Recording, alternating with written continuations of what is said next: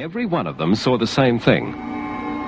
Can you imagine what it's like to look up in the sky and see a totally foreign-looking object there just hovering, not very far high up, maybe 200 or 300 feet up in the air, and glowing, and two bipods jutting out from behind it, from underneath it, and sparkling all around, and some figures up there.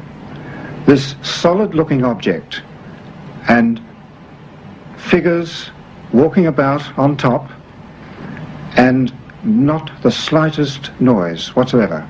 And so we waved. Wouldn't it be wonderful if we could get this object down onto the playing field? And as we waved, wondering whether we'd get some recognition and whether perhaps they would understand what we wanted, they waved back. So I asked a boy to go quickly down, bring me a torch, bring me a pencil, bring me paper, and return as quickly as he can so that I can get or any other events that occur and minute-by-minute movements, so that at least we'd be able to talk about it the next day. And this he did very, very quickly. He brought it back, and he brought the torch and put the torch on and shone it to the craft.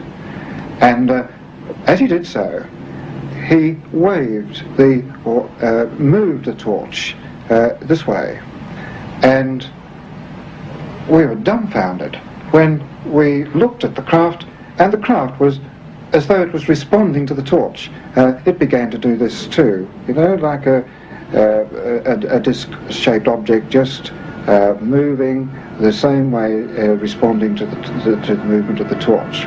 Next day, just prior to the evening service, about 7 o'clock, the thing was there again. It had arrived about an hour earlier, and we all decided to have the normal evensong that we do have on those nights, because well, the thing was out there outside the church anyway, and we felt it wouldn't go away during the service, and it didn't. When we came out, there it was, still up in the sky.